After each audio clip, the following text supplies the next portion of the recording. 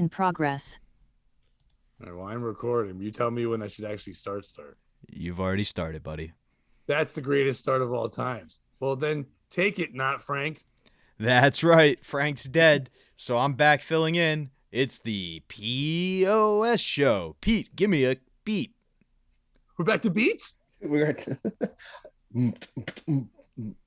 It's the POS show with your host, Pat Oates, and your other host, Bobby Tamburo. And joining us to get this week, our very special guest. He gave an average beat, but at this point I'd call him a third mic.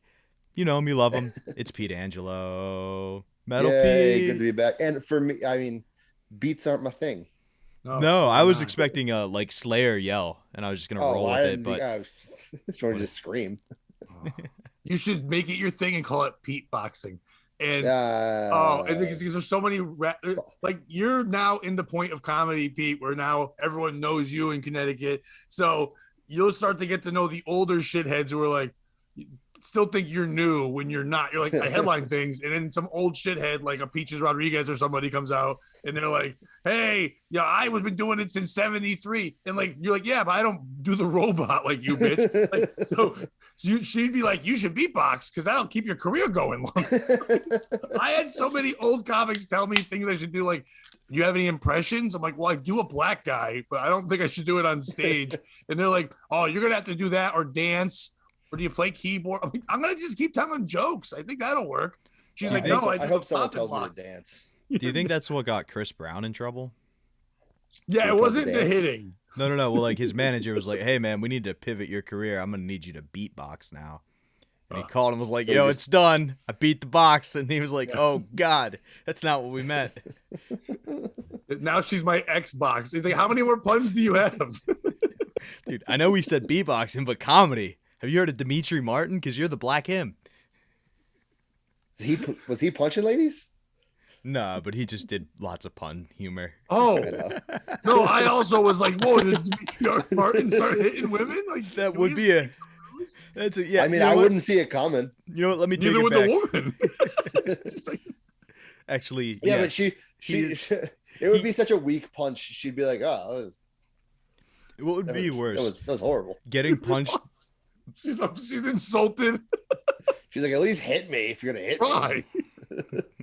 Put down your fucking ukulele and punch me, goddammit." Well, she saw it coming because before he did it, you could hear his thoughts, and they're like, "I'm going to punch her." He's like, "Wait." He had a big graph board about it. What would be worse, getting punched by Dimitri Martin or like this corny setup joke about getting punched by Dimitri Martin? Like every time it's like, this is the percentage of women who clean the dishes. This is the percentage of women who get hit. Notice how there's no overlap. This girl I know wanted to be in one of my jokes, so I slugged her. That's right. It's Dimitri. I wanted to Clay. be in one of the hugging jokes. Too bad. This is my dark period. This is Dimitri's dark period. I like that we're all shitting on him, but we all specifically know his act so well that we can just do that. It's impressive how he can play guitar and slap a woman at the same time. Oh, do you know how many blues singers can do that? Yeah, but look at them. They that fits. For him, I'm surprised he can do it. Was that racist, Pete? Yes. All right. I was like, how does that fit? Oh. Because they're old. No, that's what it is. This is a fraction. This is an improper fraction, and it's just him punching a woman on top of a 2. Right now, I wish he watched this because he'd be like, "That's fucking good." Have you ever worked out a joke, either one of you, in front of like newer comics, and then when you saw them later, you could see that they took they didn't steal the joke, but they definitely took the idea you had and then did it in their shitty way.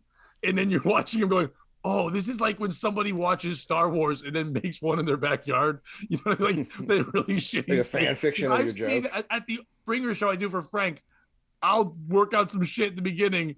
And then a month later, the same Bringer guy comes, and he's definitely doing his version of the premise I worked out and gave up on because it doesn't work. And I'm like, if I couldn't pull it off, you shouldn't either. But it's just so bad. And I'm like, oh, where'd you get that idea? He goes, I just came up with it. I'm like, oh, really? It's literally what I said, and I saw you reading my notes in the back. I read this book by this guy. I don't know if you know him. This book. It's called Notebook. I saw a guy do a bit about retail stores. And I'm like, that's all I've been working on. And like literally doing something. I'm like, do you work at a retail store? He's like, no, but I know someone who did. I'm like, yeah, me. Fucking last week. That was a bit I did.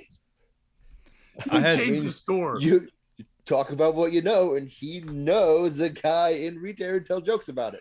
It's the Mitch Hedberg joke. It's like I did the roundabout AIDS test. Roundabout AIDS test. Do you know anyone? Do you have AIDS? Do you know anyone has AIDS? Nope. Good. Well, you know me.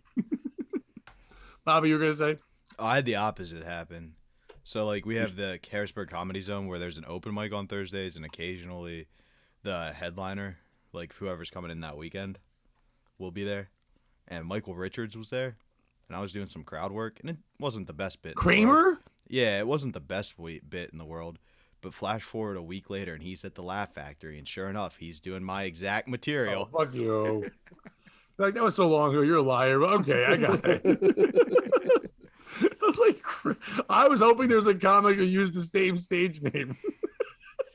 Nope. I'm going to bring it back. I'm going to save the name. How do I bring you up, buddy? What's your name? It's Jerry Seinfeld, 1 R. It's actually a G, not a J. I had last Thursday's show, I had so many comics give me their pronunciation of their name. And I'm like, one guy, I'm like, it's Mike. Like, he's like, yeah, but Mike. But some people say Michael. I go, but you didn't write Mike. I got Mike. I got it. Is his word you're gonna go rogue and just be like Michael? One girl had a stage. I appreciate when they have a stage name because their other name is hard. I actually don't mind that. Like when it's like this. I don't know I think she's a Connecticut girl, and it wasn't like it was weird, but it's like Lila Sell. It was a weird thing, but she goes by Lila Sparks, and I'm like, that's better. That does roll off the tongue better. It does make more sense. It's not like she did something it's not a joke name. Yeah. It's not like I need you to say this name for my first joke or shit. Like I've told this story on here, but there's that guy from Long Island named Tugboat. And he comes in, he says some name, and he goes, "You got to call me Tugboat." I go, "Absolutely not. I'm a grown man. I'm not going to say that out loud." He's like, "You got to. It's for my bit." I go, "Bit about what?" He goes, "I was a tugboat captain." I'm like, "Just say that." Still get it. They don't need the trailer for the movie. It'd be the 5-minute. I like that. Movie. Like he's like, I was a tugboat captain, so I have to be called my not even his occupation. He wanted to be called the thing he was a captain of. That's like if I was like, call me trucker. Yeah, well, no, not trucker. You're truck. It'd be truck. You know what though, Pete? That's pretty badass. You're truck. Truck Angelo is pretty hard. Yeah, that was, or not even Angelo, just truck. Like that's earthquake shit. Like that's. All right, next open mic, I'm signing up as truck, and then see what happens. Because then everyone's gonna call you fuck. I was gonna say, what about Hummer? Have you considered Hummer? I don't drive a Hummer, but I get it. You can't lie about it. I can't lie. Listen, Scooby-Doo never arrested you either, asshole. Sometimes you lie on stage. No, but not in this case. He wasn't talking about captain. Never mind. Right. I like that. Did you ever hear that story about the comedian Earthquake? How he got his name? No, I didn't know. Well, he was on Rogan because Chappelle you know what Earthquake is, Bobby? Yes, I have. Yeah, Earthquake's like legendary, and everyone always talks about he's one of those guys like Greer Barnes, people like that you never want to follow. Loud black men you never want to follow. I don't know why they won't just say that, but like that's the thing. You never want to follow loud black man who only gets 15 minutes because you tell them they're only getting 8, so they'll do 15. And so like, and then you rather go on after, and they've just destroyed the energy in the room, but in a good way. But I get, so when Rogan had him on, he goes, it's incredible you have that name because it fits because like that's confidence though, because you knew right away when you tell jokes the ground shakes. And he's like, oh, that would have been cool, man. He's like, what? He goes, not my first time. I also had a regular job. And they're like, what's your name? He goes, oh, I can't. What if I'm terrible? I can't give him my real name. So I just thought, and I went, Earthquake. Like, what? Yeah, I just said it out loud, and it worked, and I just became that. So it did. Thank God I got so good that people think what you thought. Yeah. I just made shit up so no one know my real name. What if an Asian comic was named Tsunami? But Sue, S-U-E, and then N-A-M-I. Yeah. I'm sure there's a comic. I'll guarantee you, if you go on Facebook and look at your Facebook friends, you're probably friends with a Tsunami. Damn. Well, I tried that. Me and Mike Fenoya were going to be when he first started comedy. He used to start the Jokers where I was there. We wanted to go on stage one time together as a duo, just use fake names, just to be assholes, to have fun. So I'm like, he's got to think of a fake pun name. And then he was like, I'll be Bob A. Ganoush. And I'm like, well, that's not bad. And he goes, it's silly, whatever, Bob A. Ganoush. And I go, well, mine's leukemia. He's like, dude, no. I'm like, come on. He's like, I'm Bob A. Ganoush. You can't be leukemia. I'm like, well, mine flows better than Bob. Who's A. Ganoush? We never did it. Were people, I was going to say, were people paying for that show? No, open mic. We were just going to do 5 minutes. I wish I had leukemia.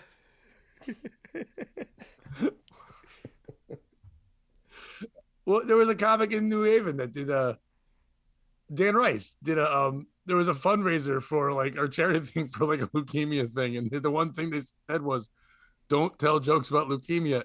It's a comic like him, it's like challenge accepted. Yeah, that's all I'm gonna do. Well, no, he just went up right away, and he's like, it's awesome you guys could be here. He's like, I would never miss this. Like, I'd rather have leukemia than miss this. Jesus. It was some wording like that where they're like, really, from the go, like before even a joke. Sometimes you just want a room to hate you. That's like one of my favorite jokes. That shouldn't be somebody's joke, but it was just he's a great writer. He ended up what's the name of that fucking publication he wrote for? Hard Times. And he was a writer for them. Brilliant guy, very funny. His delivery wasn't always the great. I think a lot of times with writers, not that he wasn't good on stage, but his delivery is what really probably stopped him from being a better comic, but such a great writer. But the ideas he would have, like he had one bit, and it kind of reminds me of yours with the soccer one in a way where he's like, it's set into the wording of like his friend was telling about the NAACP, and he's like, what's the that's college. What's the black group? NAACP. And I'm sorry, I was saying NCAA. Same, they're both black groups, but NWA, NAACP, and he said, he said it's whatever for color people. He's like, what's that? And he goes, so he said the name of it, and the guy goes, wait, what? Then what's the N part? He thought the N was the N word in NAACP. He words it better, but it was just like a thought where you're like, what the fuck? That's weird. Pete, did you just finish working out? I mean, a couple hours ago. Yeah, because I saw on Instagram, and I was like, it's normal. Here's Pete bending down, picking shit up, and then I look, it was an hour ago. I'm like, motherfucker, you tell me no. No, I was a little longer than that. Okay, you posted an hour ago. Still, within 6 hours ago, you lifted things that weigh more than Bobby and me, and then put them down. Yeah, that's true. All right, your name is one of the guys from like your bringers. He's messaged me a couple times because he saw Who me. is it? Don Chabani. Oh yeah, Donnie Chabani. That guy, his real name is like Andrew something, but he pointed that name out on the list to me, and Frank's like, so are you Donnie or it's Aaron? I guess his real name. And he's like, which name are you? Because Frank gets very confused. I've told the story many times how Frank thinks Dan Brown and DB are two different people still to this day, and he's been on the show. He gave him 2 spots one time on a Dante show, one for DB, one for Dan. And Dan's like, can I do 2? It's like, you should have let him do it. Well, once we told him, then Frank's like, nope, only DB can perform. You can't. It's like, but so this guy was like, well, I like to go by this name. And he just points to it, looks at me and goes, instant laugh. And I stared at the name for a good 10 minutes trying to figure out besides rhyming. Yeah. Yeah. Well, I mean, Chobani's a yogurt. My name Donnie, and he spells it D-O-N-I, so I'm like, he even spelled it so you would know it would rhyme in case you can't enunciate. But there was no instant laugh. Like, what am I not getting it? Is Donnie Chabani a thing I don't know? Pat, you see my name on the list. It's I hate beep. Instant laugh. But you know what though? As a host, keep it going. I hate. You're like what? Well, that would be instant laugh. Instant laugh, yo. Instant laugh. There was a comic that would ask white comics. Big J tells that story, yeah. Yeah. And it's great. Well, no, I mean there's been a bunch of them. There was one that did the funny bone. When I first started. And I forget the guy's name. He was like from like somewhere in Mass. But he would definitely say that, go up there and be like, say, this is my N-word. Oh. And he's like, I don't want to do that. And he's like, come on, man, it's part of the bit. It's playful. Don't worry, it's cool. And then when he get the guy to do it, he'd go up and go, yo, fuck that dude, right? So the crowd would be on his side and just hate the host. Oh my god. Yeah, the Big J story he tells on stage is he has some guy bring him up as just some beep, and then did the same thing. Like, oh, you gonna let that white guy get away with this? There was. Oh, go ahead, Pete. But that guy, I asked that because he messaged me like I don't know, a couple weeks ago, maybe a month ago. What, asking you for work? Well, he saw me at the Connection, and then he was like, "Oh, I'm trying to get like a group of people together to like pitch shows to like breweries that I know in the area, and I wonder if you want to like be a part of that." And I was like, "No, not at all." He doesn't know what he's talking. He doesn't even have 5 minutes. These guys are insane.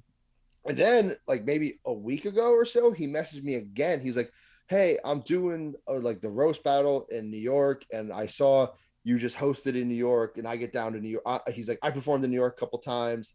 Would you want to be my roast battle partner and like go down there? And I'm like, no, again, no. Hey, I don't know you. No.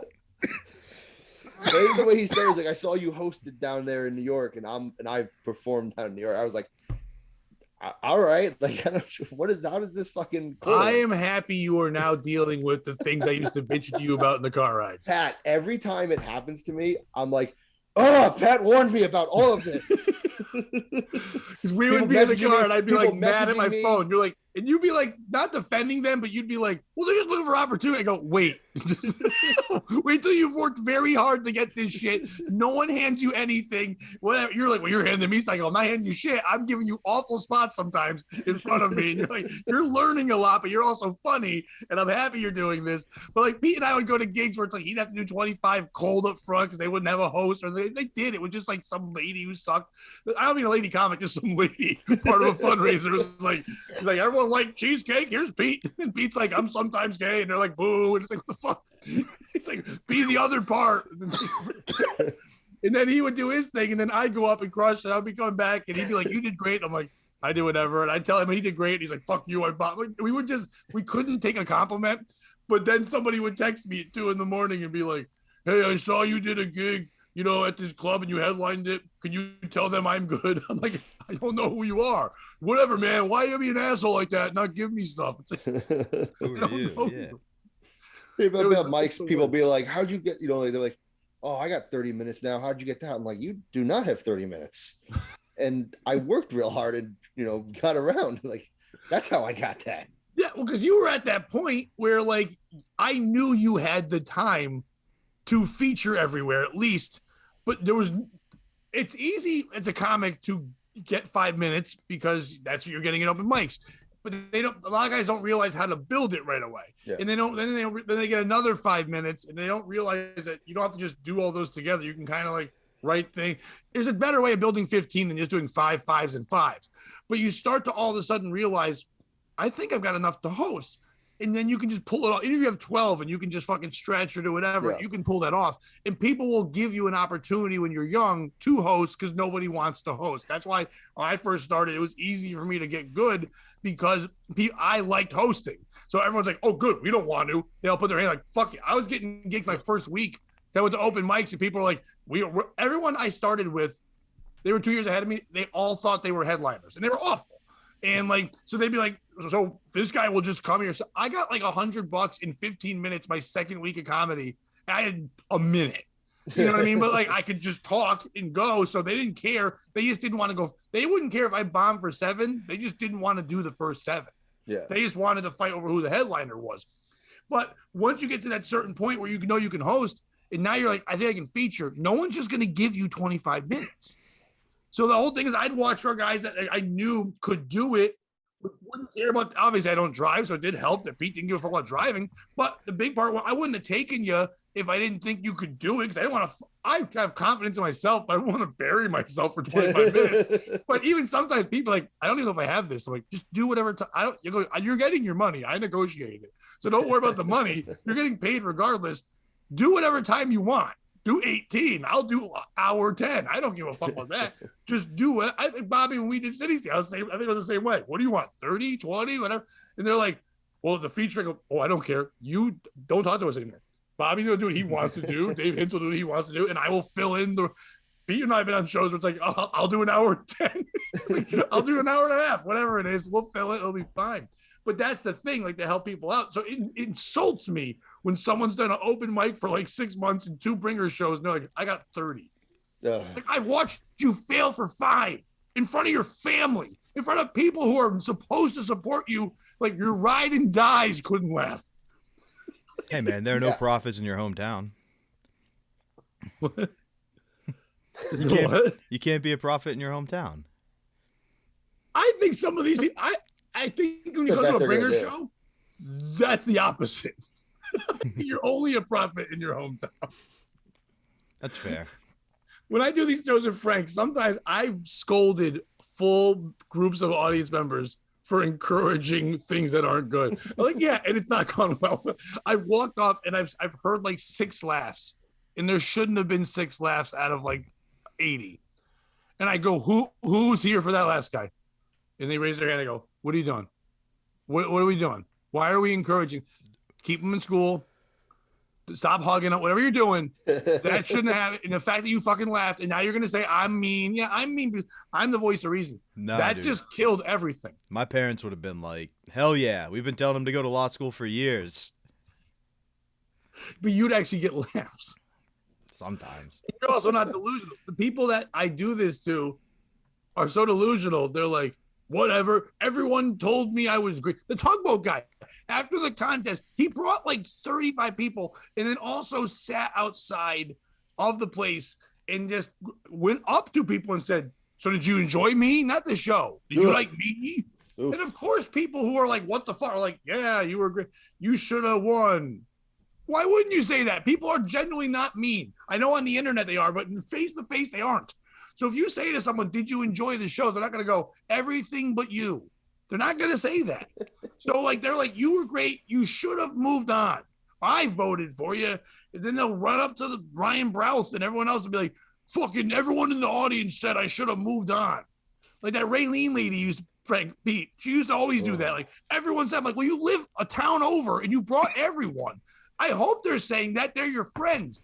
But that's also why they don't own a comedy club. Sometimes the owner of the comedy club pulls you aside and goes, hey, I thought you should have moved on. I'm not sure what we're doing. Right. But then you realize that that person was the one who drinks and doesn't make the actual booking. That's why that's good to always have 2.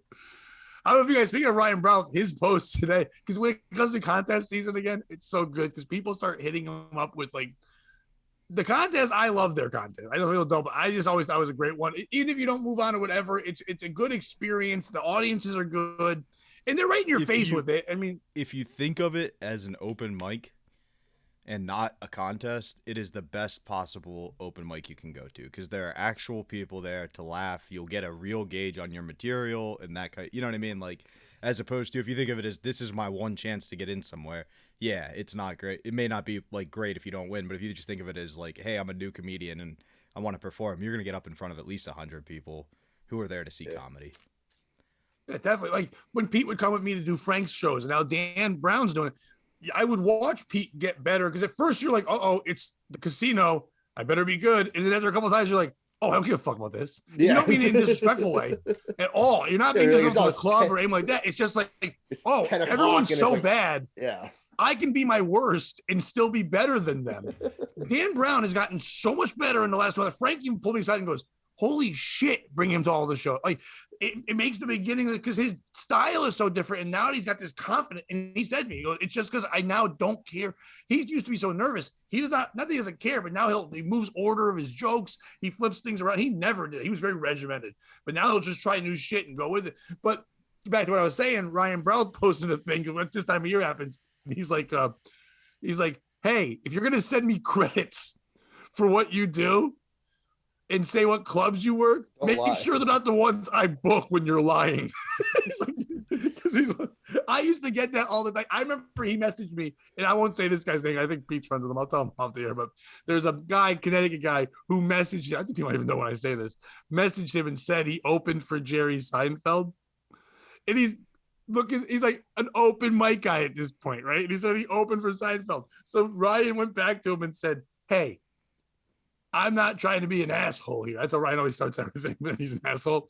He's like, but if you're going to lie about something, I'm not saying I have Jerry Seinfeld's phone number, but I have people's phone numbers who have Jerry Seinfeld's phone number. Don't make me call them because I know his actual openers. So if Jerry Seinfeld showed up at the fucking, what you call Broadway Comedy Club while you were on the Bringer, you didn't fucking open for him. And I was talking to Ryan about that today, back and forth, and he just goes, yeah, did you see Bill Burr was in Boston last week? I was just thinking about that. I've now gotten a message about 25 of Bill Burr's openers. Oh my God. Legit, the other day, I think I was up in Maine or so. I don't know. I was somewhere. I was like, hey, how many comics are now going to claim they opened for Bill Burr just because he dropped in at Will Noonan's? 25.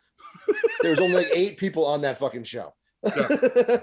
all the time. Listen, we had a show one time at Joker's. Bobby, you know who Ted Alexandro is? Yeah. I think Ted's brilliant. And I brought him down to do Joker's, and people got a little bit excited. He knew some people in Connecticut. Joker's didn't advertise well, whatever. We didn't sell it out by any means, but there was probably like 75 people in that place. It was a small place. It was a bigger crowd for us. I have talked to in my life since probably 200 people that have been at that show. And I'm the one who sold the tickets. And I know who I literally had all their names on a list, and people telling me they were there that night because it was a crazy show and it was there. But it's just like people will just lie because they think you don't know. Like I literally booked it. Like I probably could still find the Excel spreadsheet with your name not on it. But yeah, the Burr thing is that was crazy when I saw that. But that's just fucking Boston comedy. They always come back and go do that thing. But the fact that anyone, like I used to do when I did Jokers, people would message me and say all the time, here's my credentials. I perform at the Funny Bone and in comics and Joker's Wild. And I'm like, yeah, I hosted all 3 of those contests you run. You didn't work it. Right? I literally was the host of the thing. Yeah, like I'm not putting comics because I went with you for the Bringer show you run. Like, yeah, I have never. I don't usually say the names of other clubs because I've booked clubs, and bookers have different styles. Like if you own a restaurant and I go, well, I like the other restaurant, you're like, well, then fuck you. That's not my taste. Maybe I don't like you now because you don't like my rest. Like people don't think about that. Like you're messaging club going, well, I should work your club because this other club, which I consider as good or better. That's what you're saying. Are you supposed to be messaging clubs? Well, yes, Bobby. Well, they're really? Bookers. Don't stop this. No. I just kind of thought you got like. They just thought about you? No, like I thought kind of what happened was you like got brought in as a feature with somebody, then you got up to the point where you were killing feature, and they're like, "Hey, we'd like to headline you," and then at that point, your agent or booker reaches out to their guy. But I didn't think you were supposed to be like heckling these people. Like, hey, can I work? No, definitely not heckle. There's believe me. Listen, if you ever read How Not to Suck a Comedy, there's a whole thing in there. But like, there is the way you're describing is a very minute. That's kind of like saying, so all I do is play Division I college ball, and then hopefully I get drafted, because like you have to have all the factors happen to get there. Drafted. Okay. It's very small choice. It's very rare that someone's going to just pick you nowadays. That's a national level to be their opener, because now, because of the internet and podcasts and being able to grow your own, popularity and draw, now agents are signing people who aren't headliners yet because they can draw. Someone has a really good podcast and they've got like thousands of followers. They'll book them or hire them now, knowing they don't have the 45, and then just say, well, Sam Morril, you're now taking Podcast Jones with you. because I booked both you guys on it because I get double the money, and knowing they're saying, hey, this guy's going to be a headliner in 2 years. So he'll already be in the door, and you can say you had him first, and then we can get him that way, get the draw in that way. So it's rare that a Gino will grab you and say, come on, bud, let's go. That was the old days, but people don't really do that much anymore. And then it's even more rare that if the club does book the headline like Gino, that they pay attention to you at all because they didn't book you. So if you suck, it's on Gino. If you're good, whatever. So that's the harder part of it. The way you always want to find out who the club's booker is. It usually helps if you get the information from somebody who actually works the club and not just call the club and ask, because a lot of times the booker doesn't even work there at the club, or they don't want to give out the information because they know they're harassed. But if you get the right booking information, all you want to do is quickly send, not even, a lot of guys will go too nuts. Here's all my credentials. Here's videos, this and that. Hi, my name is Bobby Tamburo. Interested in speaking with your booker about possibly working a weekend for you. Here's my information. I literally, if you had a website or something there, I would just say, if you want to, if you want to check out a video or clip, here's a link. That's all I'd put. And then you wait for that reception back. Now, bookers get busy and they get tons of those. So you don't want to sit there 2 days later and go like, hey, wasn't sure if you got it. Because now you're doing the thing where you're upsetting them because they're dealing with 1,000 things. And they're like, they didn't know who you were. And now you bother them. So now you put a bad taste in their mouth. Kind of like if a girl is like, give me a call sometime. And you call her on the way home. And she's like, I didn't fucking mean right now. I'm like, take a breath. And then a day she didn't answer because she was drunk and she passed out. And the next morning you're like, hey, good morning. You said to text you. And then she's like, all right, this guy's a creeper. But if you play it right and do it, if they respond, then move forward. Because you leave the question, would you like a clip? Would you like this? My name is Bobby Tamburo. You may recognize me from my hit podcast, The POS Show. But my stage name is Beep Kramer, and I'm doing my Michael Richards impression. Live from the Laugh Factory. Can I come to your club? You're joking, but I've gotten things similar to that. Like literally is like, yo, man, I'm crazy. I show up, I go nuts. I don't know who you book in the headline. They say I'm a feature, but he ain't gonna be following me. I hope it's cool to say the N-word. Here's my email. And I'm like, oh, you don't understand the cockiness people send. But but my favorite email I ever got was I'm not going to say this name either. I think Pete knows it. It's just because the guys apologized, so there's no reason to do it. No, people don't. The guy is apologized. There's no reason to say it. Okay.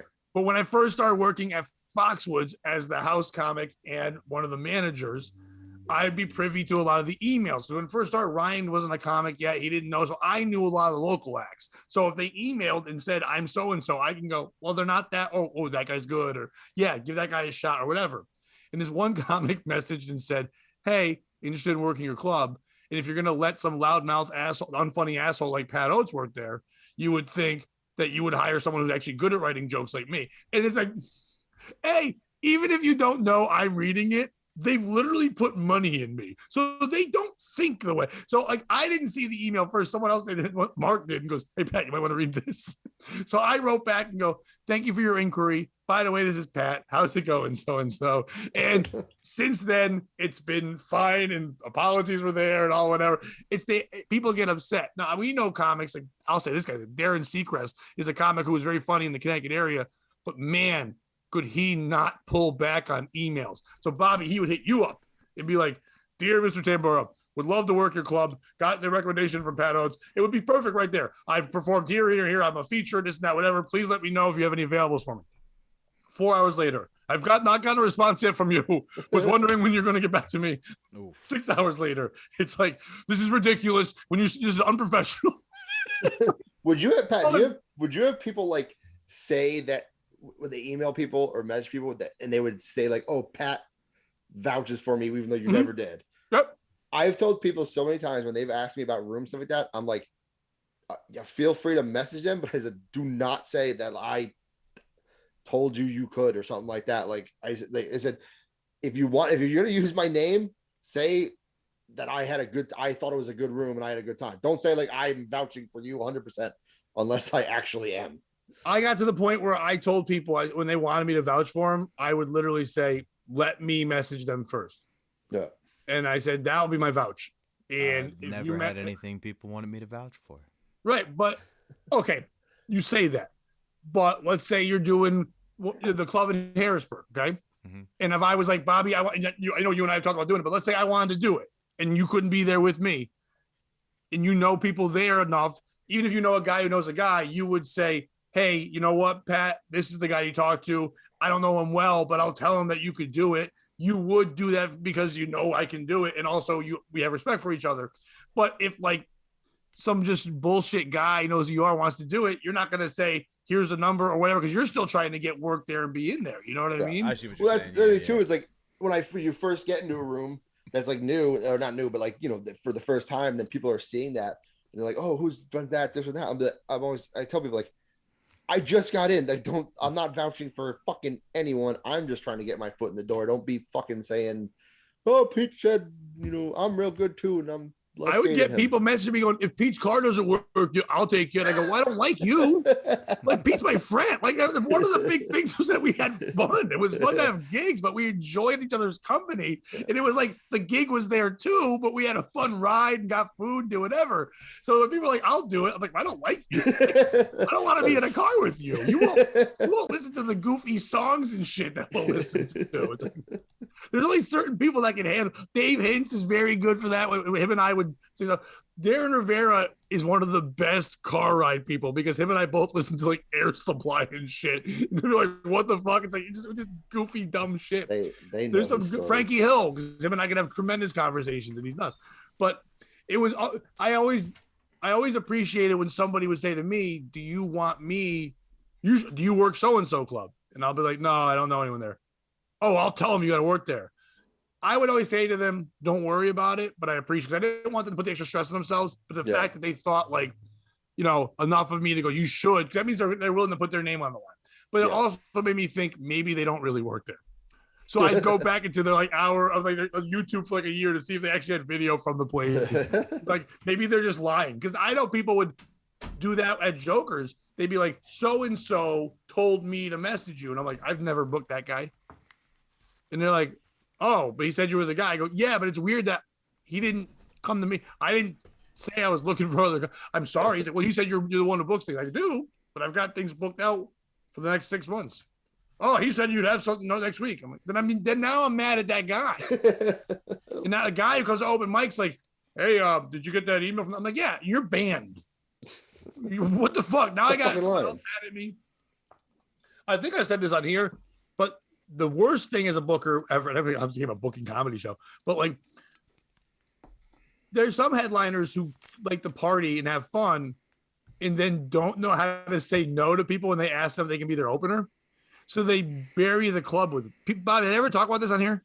I think you may have, but go ahead. It's been a while. Because the best example of it, and I love him to death, and whenever I see him, he's still the best, but he's now huge, but Mark Norman. Mark Norman is all about the hang, and like in all the comics that you hit that word because in New Haven, all the comics like that were around, the local guys got to hang out with him after because he would drink with anyone. He didn't care who you were; he would drink with anyone, and then they all go, "Oh, it's all about the hang. It's the hang." It's like, well, no, it's Mark Norman's hang. Your hang stinks. Mark Norman's hang is great because he's Mark fucking Norman, and they would do this in hopes that him and Joe List would mention their name in their stories of complaints on Tuesdays with stories afterwards. So. But here's the thing. Mark would be in New York and be doing his spots, whatever, and like drinking and going, I'm great. I'm fun. I'm gay. Just his thing that he does. Whenever I even see him, I'm like, how's it going, Mark? He goes, you know me, having fun, being gay. It's, like, it's just always the same sentences, nonstop. But so, always recognize me and see me, but I've still talked to him about this afterward. There was one weekend where he was supposed to be coming in like 3 weeks. I said to him, are you bringing anybody? He goes, potatoes, you know what you do. You just book the show. Anyone you want. So I'd gotten a local guy on the show who said they like Mark Norman. I'm like, oh, I'll give this guy a chance to open, whatever.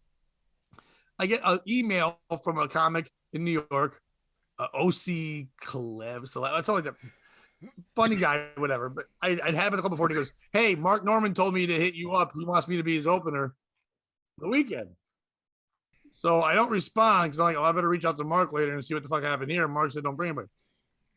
An hour later, this Peggy person hits me up and goes, hey, Mark Norman said I can open for him. Boy. By the end of the day, I had 5 people saying that Mark Norman said they can open. So I reached out to Mark and I'm like, Mark, what is this? He goes, sometimes I drink. I'm like, okay, Like, what do I do with this? He goes, good cop, bad cop, right? You're bad cop. He's like the like, yeah, I guess I'll be bad cop. But he goes, do you want me to keep any of them? He's like, any of them got big tits? I'm like, well, I don't know them. He goes, keep the tits. I was like, we're just like joking. I'm like, I don't think anyone has tits. He goes, didn't you pick your guy? And I'm like, well, some of them are guys that, now think they're coming here. They've worked here. You put me in a weird spot. I go, do you care if I split them up? He's like, well, that'd be weird, right? It's also weird that I got 5 emails from people saying this. So I'd have to reach out to people. And now some of them, I don't even know who they are. And they're there. And they're like, well, then what weekend can I have? And now they're trying to negotiate with me because they feel like they've been fucked with, but they weren't by me. And not that Mark was being a dick on purpose. He would just be social and the hang. And then it's the comic vultures that as he's drunk are like, this is so much fun. I'd love to work with you, do a club. And he's like, I'm doing New Haven next. He's like, can I get there? Sure. Just hit the club up. And he probably thought I would just go, sorry, no. And then he could be like, it's fine. But like, I don't know. But at that point, I was still like, I knew these guys now as a comic. So I was like, do I have to respect what he's doing? And then it got to the point where people would message me. And if I didn't book you, I'd be like, fuck off. And then the headliner would hit me up and be like, hey, I told that guy to message you. I'm like, all right, tell him the fuck back on. That's fine. I'm not saying yes unless you tell me, But I had to cut all 5 of them. So my local guy, because I was like, fuck it. My local guy took the gig first. He wanted this thing. I've watched him earn it. I'd rather give it to him. Yeah. And he's going to draw. My club doesn't draw. He's going to draw at least 5 people. These people are going to draw 0 people. So, and that's but like, that was my favorite. Mark would always just do that. Like Mark Norman's like, no, I don't want to bring anybody.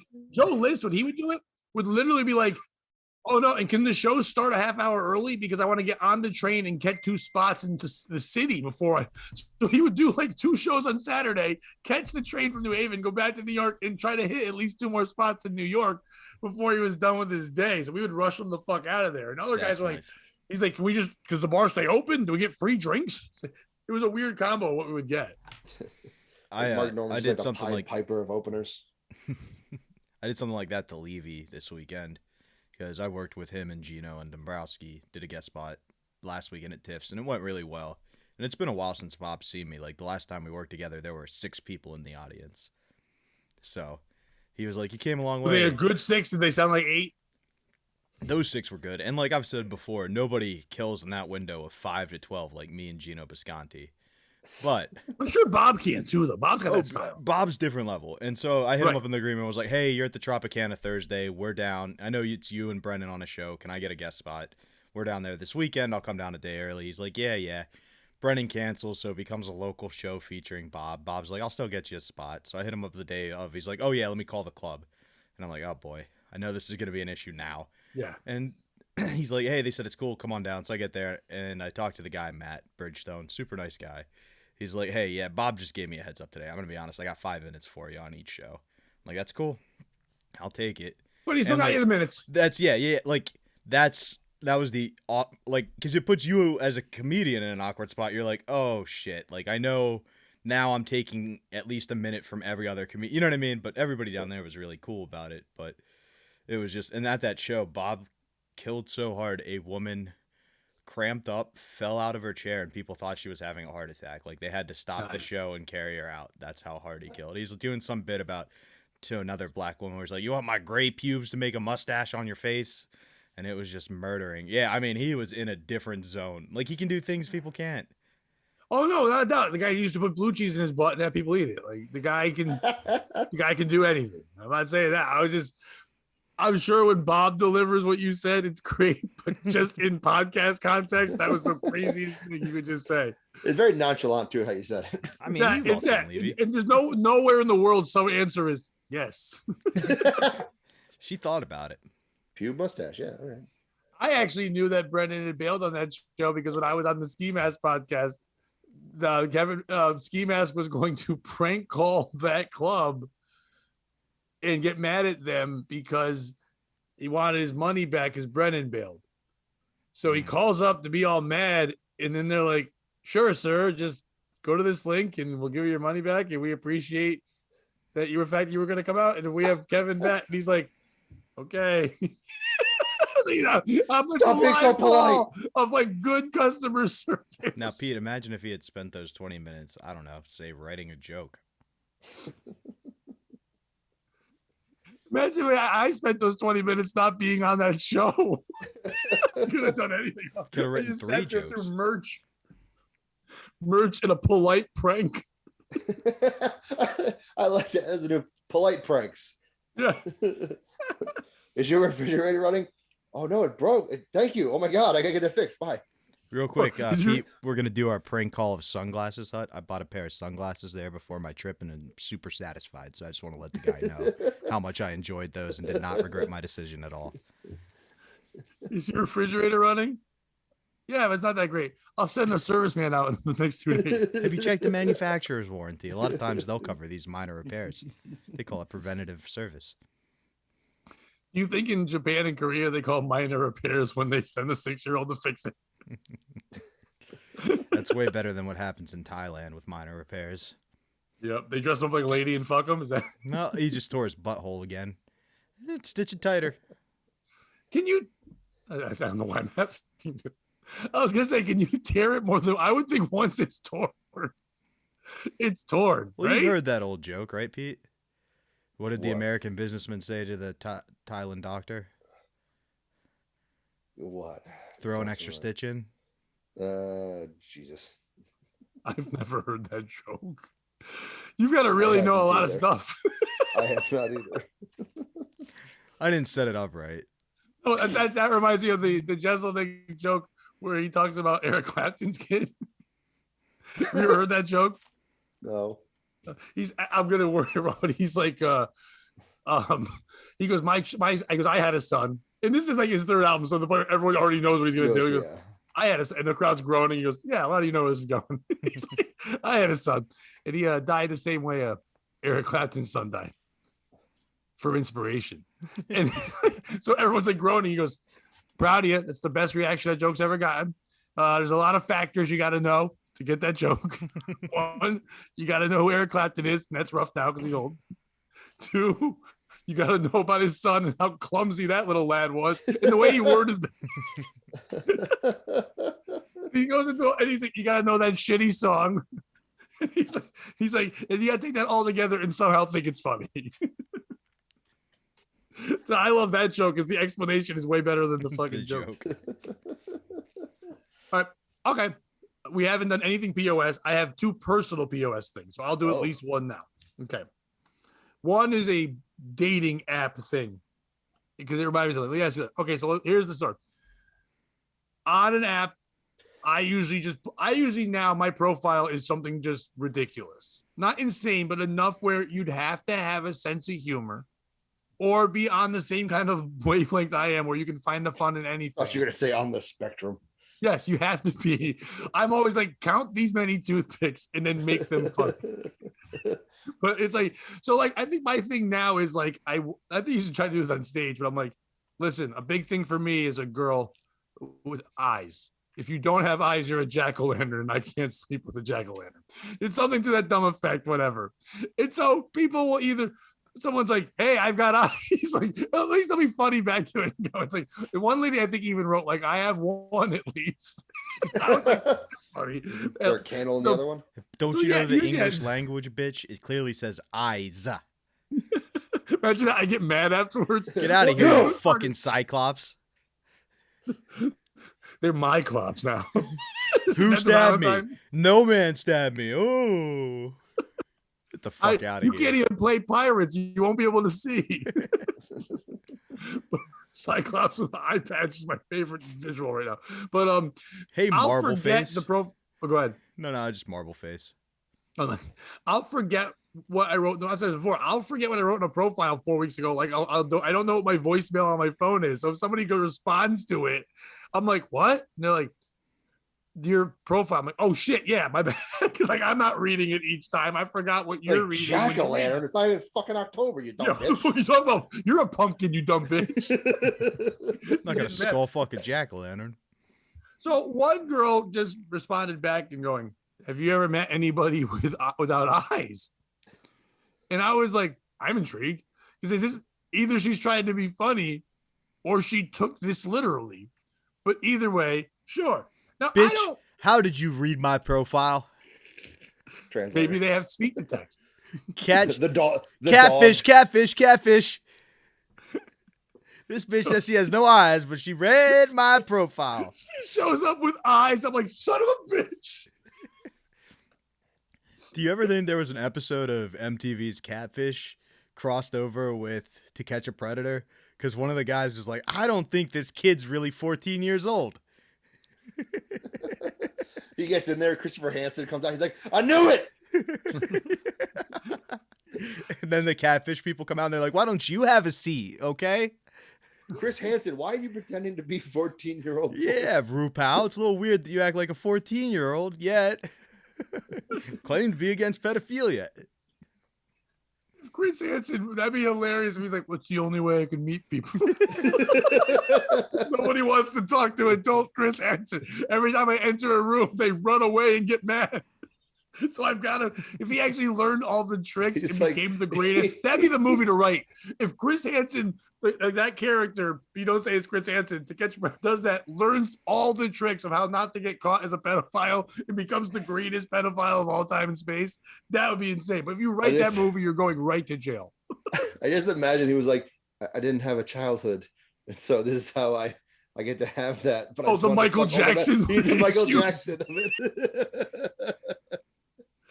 And they had the only way to catch him is to let out Ghislaine Maxwell. They're like, we need somebody who can think on his level. At the end, he's like, it turns out the pedophile was the friends we made along the way. It's like, Ric Flair saying to be the man, you got to beat the man. To fuck the boy, you got to be the boy. Woo! So anyway, usually with dating, I try not to meet anyone. I don't. I would rather chat and maybe. No, I get that because I've got my Fitness Pal on my phone, and my goal is to not lose weight. Hey, see, you go, very much so. I've got my parents' phone number on my phone. Joke just for you, buddy. I've got my parents' phone number on my phone, just not to call it. Just want to know it's there. But I've got everybody that's ever used to love me blocked on my phone just so they can't love me anymore. And so I usually don't meet them. And it's not like being a dick. I just it takes a lot for me to want to go to that next step. Like, to me, the next step is actually letting you text me on my real phone number and not through a dating app thing. It takes like a couple of weeks to do that. And so this one person was messaging me, and because also I have to go through the whole thing where it's like, we get to the point where they want to meet me and they want to hang out or something like that. Then I'm like, hey, I'm one of those red flags you women always talk about in your profiles. And then I give them a multiple choice answer. I'm like, is it A, I live with my parents, B, serial killer, or C, I don't have a car? And so Come on, car. Well, one girl actually wrote one time, she goes, well, 2 days ago, you had messaged me you were waiting for a ride, so I kind of already knew. I was like, okay, yes, I'm a serial killer. But anyway, so this person was like messaging me, whatever, going back and forth, and another person was messaging me too. So I'm having two separate dating app conversations. One of them, I'm telling a joke, they're joking back, they're asking questions, whatever. I'm being myself the whole time and kind of joking around. The other one is kind of like the one with the jack-o'-lantern eyes thing is literally like straightforward answering everything. And then at one point, I said something. She goes, it was obviously a typo, but she said she went to go listen to mental music. And I was like, what is that? Because I got so excited. Like, if she goes watch this retard sing in a choir, I'm going to go hang out with her forever. I want to watch mental music. And I'm like, what is mental music? And she goes, oh, my bad, metal. I was like, eh. She's like, but then I was like, yeah, because that other show would have been pretty special. Hoping that she would show like, I can joke like this and it's fine, or I get scolded and thing is over. She goes, well, I like all kinds of music, but yeah, metal's fine. I like live appearance. I go, yeah, I like live music and live comedy. She goes, oh, it's very hard for me to ever laugh. And right there, I'm like, do I just not respond ever again? Like, literally you just told the only thing I bring to said table. The No. only thing I want. You've gotten the greatest litmus test of all time. Okay. But Bobby, here's the problem. And I know what you're saying. And that's She's why an this absolute is the POS psychopath, because who says ridiculous things like, oh, I don't laugh often? Right. And if I didn't already date someone like this before, I would have been like, okay, go time. Here's the problem. I've told the story about this person before. I dated a girl who said when she saw me at a comedy club and then she asked me out the next day, we were talking about comedy. She goes, I don't find you funny at all. I just think you're attractive and a nice guy. And I could not get over that. Like, I was like, what do you mean you don't find me funny? She goes, no, you're totally wrong. You're a great guy. And I think you're hot and this and that. And she's all every compliment you could want from a woman who's attractive. But all I heard was, what, bitch? You don't find me funny? Like, I headlined the show and I know the guys who were on the showcase with me and they suck. And she's all thought they were great and telling how funny they are. And I'm like, is she doing this on purpose? I ended up dating her for 3 months to just prove to her I was funny. And it never fucking worked. I went myself through hell to make this person try to laugh. She's the one I talked about that had the tattoos of dead babies on her back. So she's not like the most fun. But like, so when this girl said this, I was like, do I continue to talk to her? Because now I need to prove to someone else that I am funny. Instead of saying, she didn't say I wasn't funny. Now I'm like, every answer I give now has to be insane so I can get a laugh. But here's the thing. We're not verbally talking. It's just texting. So if I'm hoping for like a laughing, crying face emoji. That's my goal. So I'm pushing that every time she'd be like, how's your day? And then I just write something insane. Then she's like, oh, good. Mine was good too. Whatever. So finally she's just like, no energy today. And I go, maybe you go unplug yourself, then plug yourself back in. That works for my laptops. And whenever I talk to Asians, and I got a laughing face. And then I was like, shit, is it because I'm funny or because she's racist? Because I was like, because if she's racist, she's my perfect girl. Like, now we have to go to a class. The one impression I can do, she finds funny. This relationship's going to be perfect. Well, hello.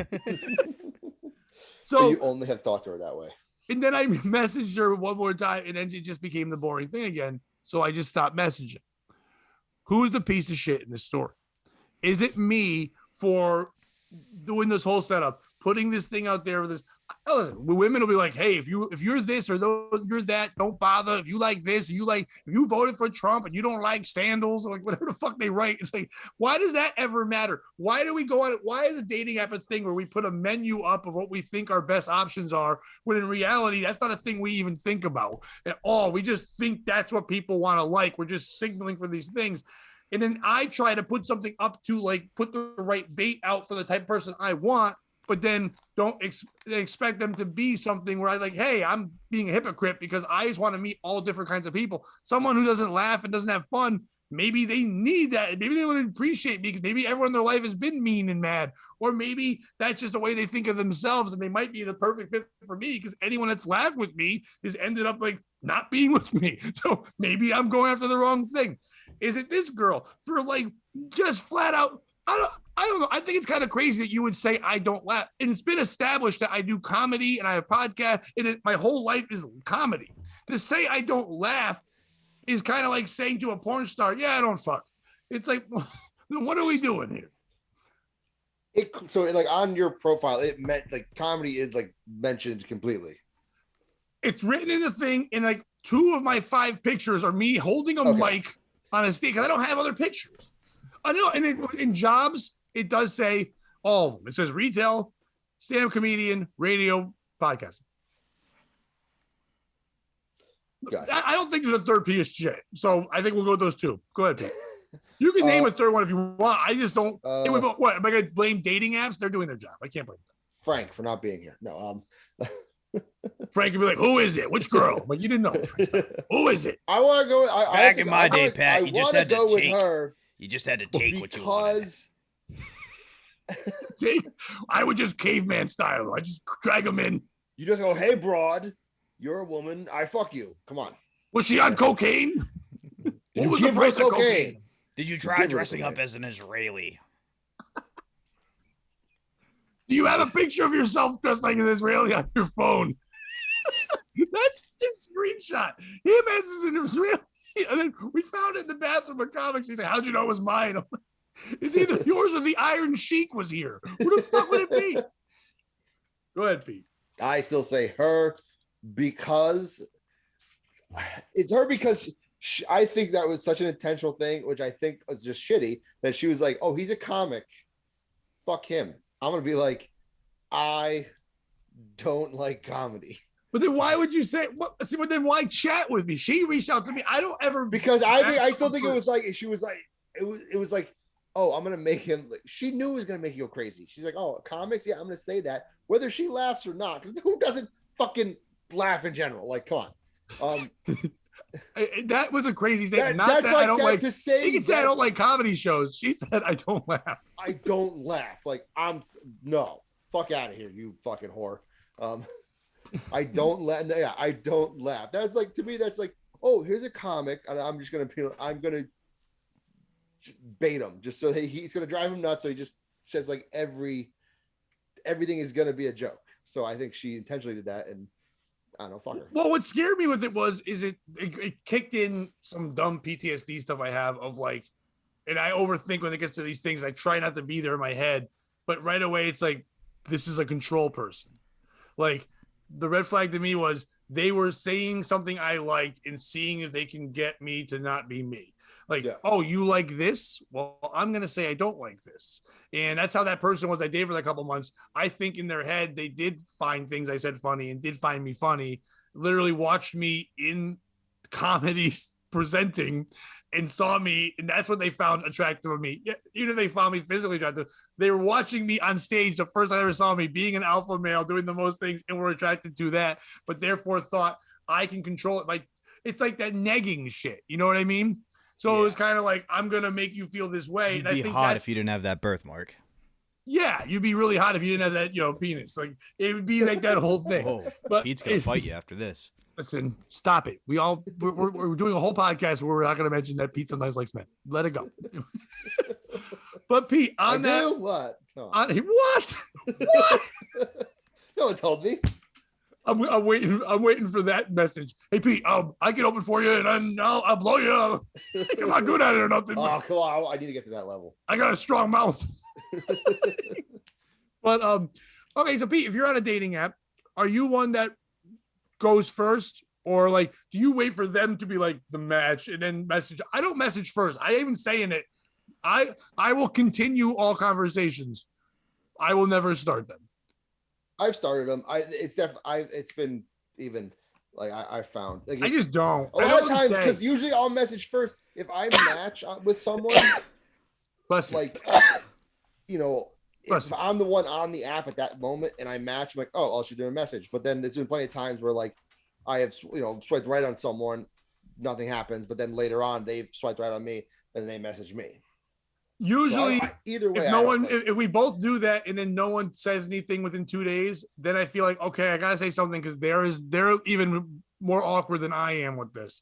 And then I go into super pat awkwardness where like and it's usually the same thing, but it's insane. Like, if you can handle what I write to you, then you should hang out with me, because you deserve the pain that you're gonna get. Because I'm like, so I'll write like, I don't know what to say to a picture. I've never spoken to a picture before. I'm used to speaking to people. So what are you supposed to say? Like, hey, how's your Thursday? And then you don't read this till Friday, and then the whole point's moot. So, hey. Did you become Darren Seacrest in your profile? I think so. I just go into this whole thing. I become the Dimitri Martin bit we did at the beginning of the podcast. But then people do respond to that. But I should have known, because this girl responded, hey. She just went with the hey part. So I've tried to write something like as a joke, like based off of like a joke they have on their profile, and so many times people will be like, what? I'm like, the thing in your God, fuck you suck. Yeah, but see, I mean, you said though, they forget it's there. You know what I mean? It's not like you're reading your profile every time. Yeah, they still don't get the joke. Yeah. Well, welcome to being on a stage. Afterwards, someone's like, hey, you should really say my cousin instead of your nephew. The beep. Yeah, you should really just say the N-word. I'll still never forget that when I did the show with Otto and George and fucking Dr. Dirty John Valby. And after the show, someone goes, "Hey man, you were a good opener, but like if those two are gonna say the N-word that much, you should be saying it more." I'm like, you know what? I'm good, man. I was for the other people. He goes, those other people weren't here. It was Martin Luther King Day. Two of the most racist people ever. And I looked at the Browns and I'm like, why am I on this show? They go, you know why? Balance it out. No. Nope. Like, you know you're racist. You're the gray. Bobby, who's a piece of shit in my story? First, I'd like to say Frank, if he was here, would say, have you ever considered starting with a joke, Pat? Like I like to say, did you hear the one about the Thailand doctor? And they're like, which one? And I'm like, all right, so there's this doctor in Thailand, and Jeffrey Epstein runs in with a little boy just bleeding from his anus, and he goes, you got to help me, doc. The federal government of the United States is after me. They want to arrest me. This boy's about to bleed out. And the doctor looks at him and goes, what the hell do you want me to do? And he says, throw an extra stitch in.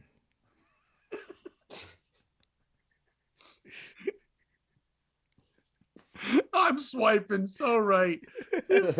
Frank. Just going. All right, if Frank wasn't here. So, all right, Pat, this is going to be a little harsh. But no harsh. I've often, like, if I didn't get to be a comedian, my other goal in life was to make it to the NBA.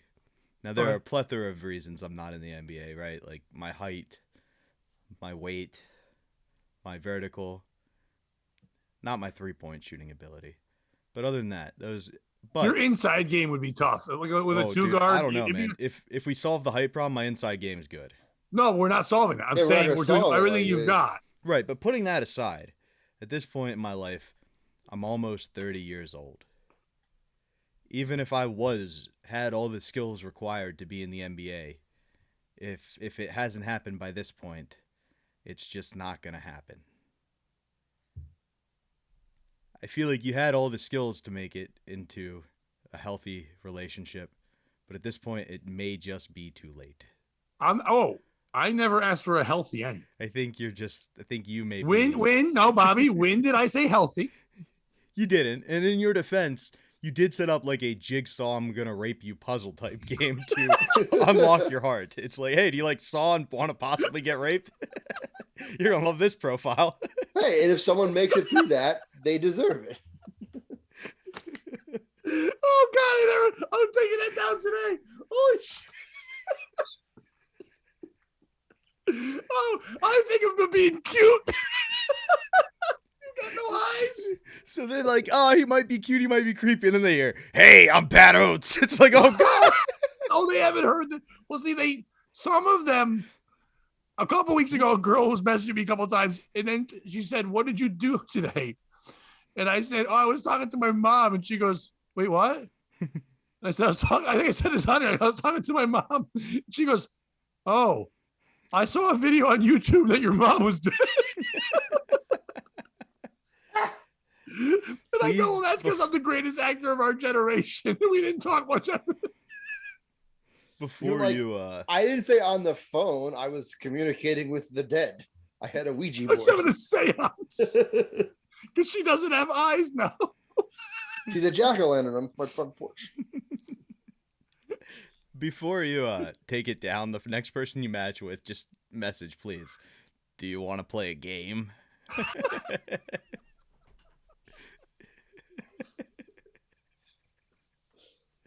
Here's Patty. He's gonna fucking fight him. Jesus Christ. Listen, I'm not looking for anything out of it. Here's the weird part. To me, this is the best step I could do if ever wanting to date again. So I just keep myself in the practice. Like I'm going to open mics, but I'll never go to a show. I feel like, you know what I mean? Yeah. I just continue to chat, but when they want to meet, I don't meet. What do you say? Like, just like, no, just. Yeah. Like, just straight up, just. Like the other day, the girl was like, we started talking that day and she's like, what are you doing tonight? And I'm like, well, I have my kids tonight. And I didn't. But I was just like, I have my kids tonight. I won't be able to make it. She goes, oh, then what's the plans for the rest of the week? And I'm like, well, I work retail. So my schedule is always crazy. I'm not really sure, because I want to get to know them a lot more. And also there's a lot of factors in it. Like, especially now in my life, full disclosure, like I'm I've had to stop doing other comedy, a lot of comedy stuff, and I had to actually stop doing PLR for a little bit because my retail hours are so crazy. I can't do the other things. But because of that now, it's not like I'm on the verge of making decent money in retail. I have to get promoted once more. But until then, I'm still very struggling, and I needed the other two jobs to survive. So I'm so poor, but with final direction in my life to not be poor, I couldn't go out if you wanted me to.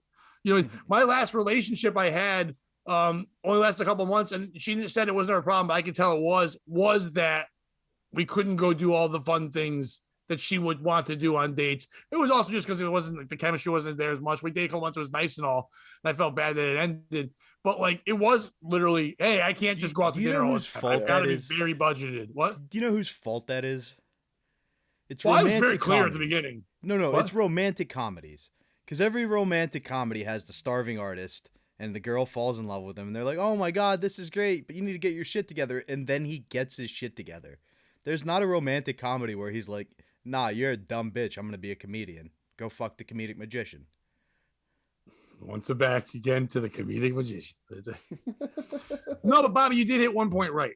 In most of my relationships, they realized what I was, either like struggling comedian or person chasing a dream or person whose weekends aren't available because for the longest time, sorry, my kids are my priority, whatever. I can date you on a Tuesday, but I'm not, unless we start dating and getting a real relationship, then you can hang out with me and my kids, but they're going to come first. Comedy was coming second. I didn't like ranking your it. Kids are almost in college. Just wait till they're in college and start dating their friends. By the way, that's still one of the best jokes ever done to me at a roast where this comic, Sean Murray, said that. He goes, this is years ago too, so the kids were younger. But he just goes, the girls I was dating were pretty young, and he goes, if you know anything about Pat Oates, is that he loves his kids, and obviously they're friends. As long as they have eyes. Yeah, that's it. So the whole dating thing is that, but I have always established from the get-go. I don't ever lie about it. I don't have this, I don't have that, I'm broke. Nobody who gets a relationship with me seems to care about that. But then when it's over, that becomes the thing they want to yell about the most. But I get that too. We all have that exit yell. The reason why you took a job is usually why you quit a job. You know what I mean? Yeah. I'll take this retail job. I don't care about hours. And you leave going, fuck that. I work on Easter and weekends. You said yes to it at the beginning. But okay, Bobby, do you have any stories? Because if not, I got one more. Not really, no. But I will say, at this point, I do kind of have the whole speech. Like, you're giving too much time to comedy and not enough to me. Like, all right, sorry. Well, I'm going to keep giving that same amount of time to comedy down, like, to a script. I'm sure you guys have come across that one. I've come across that before. In my last relationship, it was the opposite. This is the first time where I was dating someone where comedy wasn't the forefront, like the retail was. And I think, and this is going to sound like it's one of those weird like stories, like where the guy sells all his, the guy sells whatever to buy a thing for a girl, and the girl sells, to buy her a clip for her hair, but she shaved her head to sell her hair to get him the thing he wants. You know that story, like you give up one thing for the other one. What kind bullshit. Of weird pornography do you think she was in where they shaved her head? Well, I didn't think it was pornography. I thought she was just like in Right Said Fred videos. No, I think it's like one of those Japanese humiliation type things. Why would they want a white girl with a shaved head? It's like they shave her head to make her ugly. And then but she has a good dome. Japanese guys, I don't know. Well, I think Japanese don't care because they blur everything out anyway. No, they only blur out vagina. Oh, you're right. The head's still there. Yeah. So they just blur out the top of the head now because it looks like a penis. Exactly. They're like, we can't see a penis, but if we make the girl into one. Yeah. They always want to fuck Mothra anyways. That's what they're trying to do. Just get some Mothra action. But wait, we were saying something and you went to the blurry. I'm usually going to keep in track. Guy. I have no idea. Have you done that Where one? Where were we going? Oh no. So I wasn't doing comedy as much, and she believed that I was giving up on things because she was coming new into a scenario, not realizing that I had done all these things. Like, I've literally said this, and I do believe this 100%. If I never did comedy again, I could be content and happy. I like doing it, but I don't think I'd ever have to do it at the level I did it again, because I feel like, listen, and this has been a goal of mine since my mind got clear about 5-6 years ago when I stopped drinking. My whole goal in life is to make my obituary cool. I think my obituary is pretty fucking cool. I've liked the things I've done, who I've always are. I made jokes just now about my TV credit, but fuck you. That's fucking funny. I was on TV and pretending my mom was dead. That's the most random. I'm a random guy. That's a random. People are like, you've ever been on TV? I'm like, yeah, go watch Extreme Cheapskates, Dead Mom's Clothes. They're like, what the fuck? Like, yeah, there I am, just chilling there. And then I'll meet somebody at Big Lots and they'll be like, didn't I hear someone who sounds like you on Chaz and AJ this morning? But yep, now I'm ringing out your Twinkies, bitch. We just laugh like, well, how are you on that? Or how are you doing this? Or, oh, so I had somebody a couple weeks ago say they're one of their favorite shows. They wish there was more shows like O&A. And I'm like, well, Anthony's cool. And they're like, well, you don't know him. And then I pull up videos 8 times. I'm sitting next to Anthony Cumia. They're like, what are you, Forrest Gump? Like, kinda. Like, I got to do all this cool shit in my life. Somebody was telling me their favorite comedian was Jim Jeffries. I go, he's nuts. I told the story, like, you know Jim Jeffries? I'm like, yeah, I know him to the point where I made him hug a man I know to make him uncomfortable, Craig Taylor. Craig's like, got drunk and goes, if I ever meet Jim Jeffries, I'll hug him. I'll make him make out with you. And Jim kissed Craig on the fucking head. So it's like, I've had a crazy life like that. But someone coming into the relationship, someone who their whole life didn't get to chase dreams, hears about somebody who used to do something, it's probably like, oh, I would have probably liked to be part of that 5 years ago world. I would have liked to see him then, not the content, the old guy who used to box and now just watches the fights and goes, I could have been something. That kind of Spider-Rico shit. So I kind of got that. But also I think that, to be clear, that last relationship didn't work because that person was married for like 30 years and they married the person they was a high school sweetheart, and I was the second person they ever dated.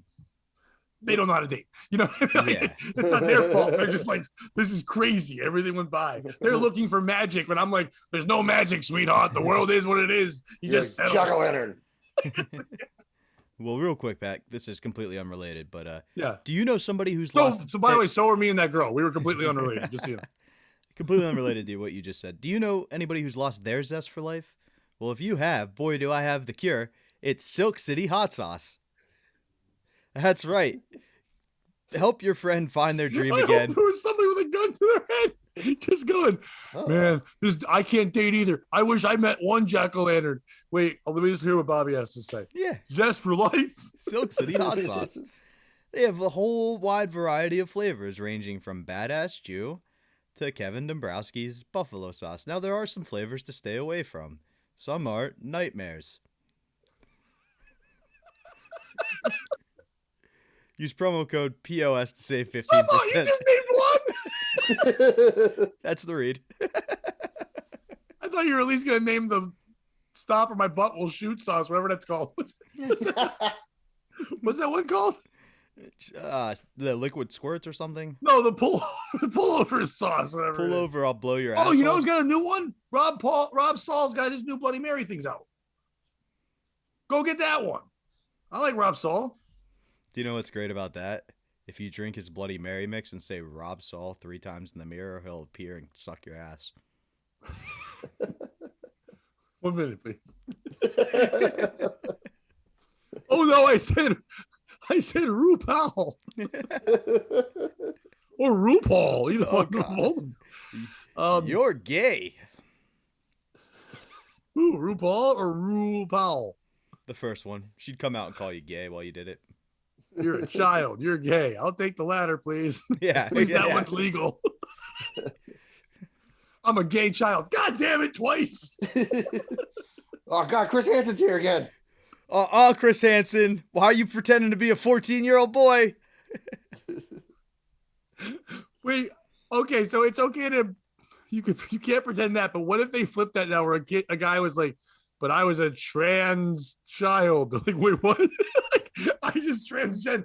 I'm a child gender fluid. Chris Hansen just puts his feel headphones like I'm a down, 6-year-old sets boy. the mic, and just walks away. He's like, I knew there was going to be an end of the show. That's it.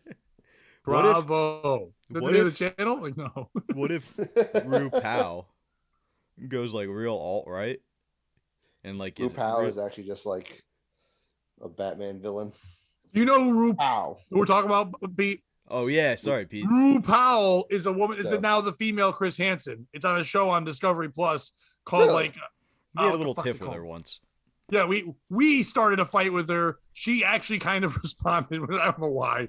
And but she has like To Catch a Predator. It's like it's a different name. It's called Underage Undercover. I think it's called Arrested Development, where she that sounds like an Air Bud movie or something. She uses filters and things and pretends she's a young girl when she's like in her 30s to catch people. But what if she turns really alt-right with her catching pedophiles and really hates like when anybody tries to explain sexual things, and then you get RuPaul versus RuPal. She tries to go after her. She's like, it's pedophilic what you're doing. And she's like, I'm just expressing myself. And that's the new show. It's like Godzilla versus King Kong. And then she goes all military, but also likes about her butthole, and she's Colin Powell. He's just like, I hate them both. Nuke them to hell. Nothing should go in there. It only goes out. The only reason you should look in a boy's butthole is to search for weapons of mass destruction. And if you're looking inside that butthole, it says promo code POS. Save 50% on Silk City hot sauce. Fuck me. Why does he even let us still say this shit? No one's buying anything. No one gets through these reads. The poor people that listen to the audio, because usually on podcasts you can tell when it's an ad. And they're like, God damn it. I can't fast forward this. I'll miss Bobby's butthole stuff. All right. So, final story. Pete, you got a little time? Yeah. All right. So, I don't know. The full disclosure, I haven't really said this. I think I mentioned to Bobby, like, I'm kind of part of it. My health has been weird lately, and I don't really know. This is supposed to be a sad thing. It's going to get to something good, whatever. I don't know what's going on with me. I've mentioned in the past and things that I have high blood pressure. People go, really? That's you have a broken heart. We just heard in the last story. It was not a broken heart. I was fine. It's all fine. fine. Get it? It's fine. Broken heart. How do you mend a broken heart? How do you learn to throw love an again? extra stitch in, right? Stitches. Please help me now. I'm doing Bee Gees. So anyway, my blood pressure has been bad most of my life, and I've been on medication for it. But in the last couple of years, the medication has not really done anything. So the doctors I had would be like, "Are you still taking the medication?" And I'd be like, "Yeah." And they're like, "Good," but they wouldn't say anything. But then, like, I had another doctor come in one time. He was like a visiting doctor, and he's like, "Hey, your blood pressure is insane." And I'm like, "Yeah, but I'm on medication." He goes, "For how long?" I'm like, "Several years." He goes, "Well, it's not working. You should probably change it because it should have gone down." He goes like, "Oh, I thought you just had naturally high." He's like, "Your top number shouldn't always be 180. Like, that shouldn't be a thing." And I'm like, "Well, sometimes it's 175 if I'm chill." And they're like, "All right, no, that shouldn't be if it. I'm really stoned and I'm just relaxing." So they turn to me and they say, "Oh, here's what we're gonna do. The milligram dosage you have now is like 100. We're gonna put it up to 200. Do that, and then 2 weeks later you come back, see how that goes." I go, "Okay, fine." They go, "The one thing you might feel is a little tired the first couple of days because we're literally slowing down your blood pressure, so your body will feel that a little bit." I'm like, okay. So they put up the 200 milligrams. I don't feel tired at all. Next thing I know, I wake up face down in a dumpster and a guy's balls deep in my asshole, and I'm going, "Doc, what are you doing here?" My blood pressure is great though. And I look at that guy and I go, "You got eyes?" While you're back there, throw an extra stitch in. "My name's Jack O'Lantern." I'm not Irish doctor. Here I am. But so I do that. I do the medication, do whatever. They tell me I have to start taking my own blood pressure. I have to go to the store and get a blood pressure machine. I have it in my house now and take my blood pressure. For the first 2 days, it goes down a little bit. The third day, it goes down a lot.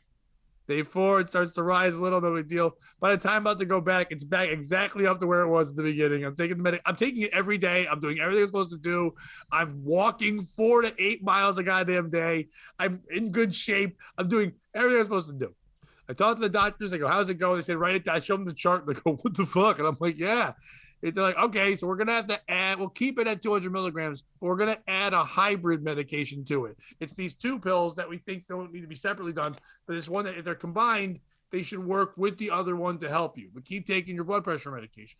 And they're like, "Well, what do you do for exercise?" And the other doctor goes, "No, he walks like over 5 miles a day every day." And the guy's like, "Well, yeah, the only way you're going to die is by heart attack." I go, "Well, I could get hit by a bus." He goes, "Okay, I don't want to take that away from you." I go, "But I mean, every other part of your body, everything about you is pitched for you should live to 100. except your heart wants to die like now. I'm like, oh, good. So then they give me this other medication. So I take that. And I take that the first day, it goes down a little bit. Second day, it's like the perfect thing. It's like 125 over 80. I'm like, oh my God. Like I start to get tired and sleepy because like my body's like going half of the speed it's supposed to. Day 3, it's 135 over 90. By the end of the week, I'm at 170 over 1. My body's just like, fuck this. And it hulks its way out of the fucking thing. Now I'm not changing what I'm doing. I'm taking the medicine. I'm doing everything I'm supposed to do. I'm eating fine. I go back and they're like, holy crap. So now, fuck the hybrid. We're going to separate them and you're going to have 3 pills that you take while doing all this stuff. I go, okay, I'll do that. I'm taking the 3 pills. That's not even, it never even went down. It just keeps staying at what it's at. At the same time, my job keeps telling me we're going to promote you. We're going to fire this other guy, do that. And they don't do it. I'm losing all my comedy. My stress level's insane. They're like, keep your stress level down. I go, I fucking can't. I've got no money. My one fucking thing I was doing to fucking feel good was comedy. That's out the fucking window. My therapist has changed on me 3 fucking times. And now she's attractive and I can't handle that. But anyway, so I'm going through this whole fucking thing and I'm trying to figure all this stuff out. I do that medication. I go back again. They're like, all right, it must not be anything with that stuff. Now we're going to have to do an ultrasound of your kidney. And I'm like, my kidney? What's that? They're like, we're not even really sure why we're doing this. But if the blood pressure is not working in the way we're doing with the pills, it might be something with a function. People have explained it to me. I'm not a fucking doctor. If you're watching this, you want to explain it to me, I don't care. I'm going to doctors. I'm telling you this story. You calm down. Anyway, so then they're like, you have to go get this thing. I go, well, what should I do in the meantime? Keep taking the medicine? Like, well, you're better taking it than not. I go, am I? But they're like, just keep taking it. I'm not paying for it. My healthcare. You got like 2 days of why don't we make 12 medications? So I go to the fucking ultrasound the other day. And it's a 90-minute process. Now, the day before, you can't eat 8 hours before, but whatever. My appointment's I'm an old man who does everything early. So my appointment's at 8 a.m. So I'm not going to eat at midnight anyway. So like fasting's not a problem. I have to drink 24 ounces of water 1 hour before and then not pee. So I'm full for like the whole procedure. So basically have to pee as they're like seeing if I'm pregnant, whatever. So I go to this place. And if you ever had an ultrasound done before, they take... No, I just had an average sound. Oh yeah, I had a mediocre at best. Ultrasound does sound like a thing that you would sound. Yeah, it's something you would fight the Power Rangers with. It's an ultrasound. It's a super mega awesome sound. So they take this jelly and they put it like on your side so they can glide the little dumb thing. So, but the lady's like, "Hey, I need you to lay down." So I lay down, and she goes, "Lift your shirt up," and I was like, "Okay," and I lift my shirt up. And I was like, I even said, I feel dirty. She goes, excuse me? I'm like, nothing. I can't help being who I am. So I'm like, yeah. She's like, what? She goes, did you say you feel dirty? I go, thinking a joke. And she laughed. And she goes, oh, I appreciate that. No one ever has jokes in the morning. I'm like, all right, whatever. She goes, put one hand up like this. I go, oh, natural laying side. She goes, again. Because I was just like, now I have to lay like this with my shirt up. I'm like, you'd be like one of your French ladies. Yes. Like, what am I going to be in Doctor's Monthly? Like somebody sitting like this, and she's doing it, and she goes, okay, so I'm going to be giving you directions during it. There's going to be times where I need you to extend your belly out a little bit. I'm like, all right. There's going to be times where I say, take a deep breath and hold it, and then please continue to hold it until I say, go ahead and breathe. But there'll be times where I'll just say, stop breathing. I don't want you to take a deep breath. I just want you to stop. Okay. So doing the thing, extend the belly, that's fine. Deep breath, fine. And it's going on for like 15, 20 minutes on that one side. No issues at all. And then she's like, okay, now we got to do the other side, but you don't have to really move. Just turn a little bit. I do that. She does it there. Same thing with the breathing. Then she goes, well, you can go pee now. And then I want to do it for a couple of minutes on the empty thing. Then you're done. I wasn't thinking. I went to go to the bathroom. I come back. I go, wait, done? You said 90 minutes. It's been like 25 minutes. And she goes, oh, it's because you're different. Forget it. And I'm like, then that, she said, forget it, but that fucked with me. I'm like, I'm different. Like, did she already see like murder? You don't like comedy? No. Is my baby dead? Yeah. Like, what happened here? Is it not breathing? So I lay back down and do whatever. And at one point, she just goes, maybe a C-section. You're really good at breathing. And I just went, well, I've been doing it all my life. And she just laughed like way harder than you should at that joke. And she just laughed. I go, Was that funny? She goes, no one ever makes jokes during this. So I appreciate that you do. And I go, what were you saying earlier? Why is this only taking 30 minutes? And she goes, well, since you've been fun. I'm thinking in my head, is that how the Hippocratic Oath works? Like, since you've been fun, she's about to give me information I'm not supposed to have. I'm like, is that how this works? She's like, since you've been fun, and she puts away the Bible. Yeah. She says to me, I go, why? Is something wrong? She goes, I'm not even supposed to tell you that because I'm not your doctor. The doctors will see this and send it off. But there's nothing wrong. You know what? I don't want you to be worried. What I'm seeing looks normal, but I don't know what medications you're on. So in other words, she's like, I couldn't tell you because I don't know what's going on with you. But she's not my doctor. She's just an ultrasound technician. Yeah. Everything seems fine. She's not your doctor. She's not anybody's doctor. She's not a right. doctor. Not a which is why she's not allowed to read the ultrasounds. Go ahead, Pat. Right. She's looking at it. She's like, I don't even know what this fucking says. I got a good picture. Your kidneys look weird. They look more like lima beans than kidney beans. You know what? Since you've been fun, flip over. I'm going to throw an extra stitch in. How about I toss a finger in there? How about that? You like this? But so she says, I said, well, what were you saying before that I'm different? And she goes, in this part of Connecticut, which is the Valley, if you don't know this area, Pete knows it. It's very white trash and very gross looking. There's not a lot of models coming out of Derby and Seymour. So she goes, most people have a lot of trouble with the breathing part. I go, what? She goes, they're so out of shape that when I ask them to hold their breath, they have to take a break. So it takes 90 minutes. Because she goes, and when I start having them extend their belly, you would think it's the first time they worked out ever. So here I am just doing your basic. And then people will do that and go, give me a moment. She goes, and the best part, they don't understand stop your breath. I go, what do you mean they don't understand? They're like, I'm like, stop your breath. And they'll go, well, no, that's not stopping. You're now breathing. So they're like, she goes, we have to give them like breaks in between. So we say 90 minutes. Oh my God. But I go, like, there's halftime. She goes, it's more like hockey with periods. So I was out of there in 30 minutes. Speaking of periods, I'm no doctor, but I think you got ovarian cancer. Ovarian or undervariant. I'm a gambler. I don't know which one it is. But so who's the piece of shit in this story? Is it me for telling way too long of a story so people will feel bad for me and maybe donate to our Patreon because I'm probably dying to tell all this part just to get to the ultrasound story that I already shared on Facebook?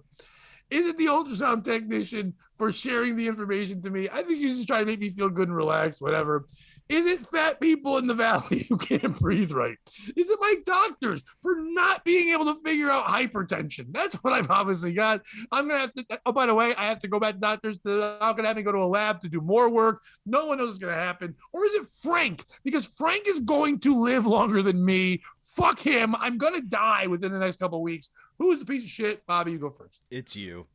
Your last story, why can't I find love? This story, I'm probably going to be dead in 2 I didn't say why can't I find love. I talked about how fucking this lady was a crazy bitch. I can find love. I'm not settling anymore. God damn it, Bobby. I'm in. Then it's Frank. How is Frank's blood pressure? I'm hoping you guys have matching machines. We're going to get a room together. That's the next POS. It's just beep. Beep, because they're on alternating frequencies. Frank's goes beep, beep. Just goes broads. Nothing more of the whole story. You're just gonna say Frank. I mean, you did what you're supposed to do. You made it fun for the person giving you the ultrasound. She gave you the ultrasound. She lied to you. Like, the real fun story is gonna be when you go to the doctors next week and they're like, "All right, sit down. We know what's wrong." She missed something big. I'm telling you, I'm pregnant.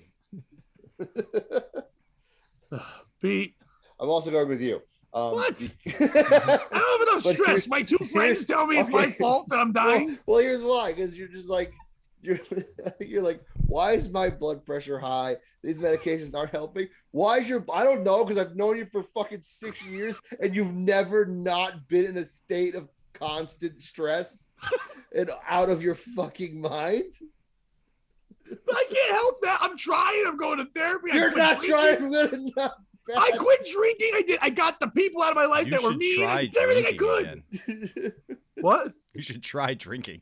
And I was like, please don't tell me I have to quit coffee. They're like, no, that's probably fine. I'm like, that's all I've got left is coffee. What if the solution is you just looked healthier, but you're still a maniac? But I'm healthier. That is not the being a maniac. It's not but your liver is healthier. You're still a lunatic. Fuck you. I'm more open-minded, kind of. What if the doctor's diagnosis is you just have to be more cool, and then they hire like the Fonz to come in, and it's you and Dimitri Martin, because Dimitri Martin also suffers from a lack of coolness. There's a meeting of all of us. Pat, yo, what up? It's G Nizzles and She Nizzles. It's Snoop Dogg. I'm here to teach you to be cool. It's me, Dimitri Martin, Amber Heard. Hey, stop shitting on the corner. No, I didn't. I meant Amber, Pat. The doctor it's like, I'm writing you a prescription, 200 milligrams of chill the fuck out. I know they're gonna tell me to smoke weed. Like I know that's gonna be the thing. 100%. You should just get high. I'm like, are you really a doctor? I can't wait for Pat's high era of comedy. Pete knew me a little bit when I was smoking. I'm one of the few people that's exactly this when I'm high. I just giggle more and have more snacks. We just get more Wendy's on drives back home. Yeah. That's the only difference. Yeah, that's true. We did nothing to me. I just like that you literally they're just like throwing every pill at you, and your body's like one day, and it's like, nah, we're through with this. Fuck this thing. My body's like me. It's just like I'm over change. Literally, my body inside, just like my outside, where it's like on the outside, it's kind of like, yeah, we'll try this. We're open to anything. In one day, didn't work. Fuck you. The pill was like dead. The pill was like, I don't like comedy, and your body's like, get the fuck out. Yeah. Maybe I should be around people who don't like comedy. Maybe I should stop laughing. Maybe. But I'm seriously in better shape now than I was at 27. Now that I'm at 47. What the fuck? All these fat fucks out there that live to like 90 and they're fucking grow. Like, what the hell? And my dad's like, well, you got it from me. I'm like, well, couldn't you give me something better than hypertension? But he's 70 and he's okay. He also had a stint put in his heart. But it's actually like, listen, Pat, it's not like we live in some Gattaca type fantasy where I could have chosen how big your cock was to give you something. I can't believe you fucking did a callback to Gattaca and all this. You fucking asshole. And that's it, folks. That's the POS show. Yeah, it's not going to get better than that. Pete, please promote things. It's over. Fuck you. I mean, my doctors are always surprised that my blood pressure is great. Yeah, but you're in way better shape than you were. I know, but even Pat, then, they still were amazed. Considered adopting facets of Pete's life? Like, you've already tried comedy. I was going to the gym before Pete was again. You should try powerlifting, maybe metal music. I feel like there are definitely studies that show listening to metal music lowers your blood pressure. I was listening to mental music. Yeah. Sweet Caroline. Bump, bump, bump. Oh, before we go, I'll do that. So I'm at work. I don't know if I want you to do that. I know I shouldn't, but whatever. I'm at work and somebody comes in. You know, like when there's people that have children that have special disabilities. I still call my kids kids and they're adults. I've been yelled at for that. But it's the same way. So they'll be like saying, oh, my kid, but the kid's like 30 something. But a lady said, there's one kid, we'll take it from behind, was standing right in the entrance of the door of the store. And I said, well, excuse me. And this person didn't move. I said, excuse me again. She goes, oh, my kid can't hear that well. And turned, and this kid was like a 38-year-old special needs person. So I was all of a sudden, I'm like, fuck, I'll go through the exit. Like, you know what I mean? Like, other words, you just do you, baby girl. You just chill there. But she turned and she went, bah, bah, bah! Like this fucking thing where I just smiled. I didn't laugh. I smiled. And then she smiled. And the mother looked at me and said, hey, I want to thank you. Most people get scared. You smile. I go, I don't know. I want to start doing that noise. And she's like, well, please don't. Yeah, that would be she'll really do it offensive. more. I said, okay, I won't. But I'm telling you, I don't know why. It's contagious. That just brought joy to my entire body. So I walk away. Go ahead, Pete. I was going to say, you should take your blood pressure after that happens and see how. Prescribes me one of them. This is my support special needs fucking handicapped person. My support. Put a red vest on him. Just says, "Do not pet." Oh my god! I've got on the plane with me. Not it. Fuck you. Anyway, so I walk the other way. I go through there, and then because it's a retail store, there's another special needs person, but they're not cool like that one. They're just regular style, and they have like the Jimmy Neutron head, but they're like not as fun. And then they make eye contact, and the one that's just regular style, he just turns and goes, "Hello," like all loud. So the other one turns and goes, "Boop, boop." And they both just stare, and they both go, "Whoa." And I'm dying. And now everyone's looking at me. The guy who's the register is like, "Pat, don't." I go, "I don't." They do. And the mother waves to me like, "Have a great day." I hear say she's so nice. And the guy turns like to me and goes, "Hello." I go, "Hello." And he goes, No. He goes, "No. Hello." So I was doing it at the wrong pitch. And then I go, coach? "Goodbye." And his mom goes, "He doesn't know that one." He hasn't learned that one. It was just something that made me so fucking happy. It was just like, this is why I work retail, like, because I can't see them anywhere else. But those are my people, and I hope they prescribe me at least 2 of those. And a midget. Oh, you have no idea what I would do. Oh my Lord. I think everybody in the world should have one midget, and then you make them fight when you have problems. We all get along better. Oh yeah. Not to the death. You get a good vet for them. Jesus Christ. The show was going so well, and then he ended on that midget hate. Yeah, that's just going to come after us after this. Anyway. Pete, tell him things. Follow me on Instagram, Metal Pete Comedy, and on Twitter at Pete Angelo 13. Listen, Pete's not only promoting his shit. Pete's got fucking like Andy Warhol type artists making his posters now and shit. I'm loving that, dude. You're promoting beautifully. I love how you're doing it. Go see Pete. He's fucking hysterical. Go watch his shows. Don't watch the other people, especially if he's in Boston, because you're just gonna get sad and weird and clapter. And then Pete's gonna be the good one. Go see Pete somewhere like Maine or like New York. And you two should hook up when you're in New York, because you're both doing the same kind of gigs there.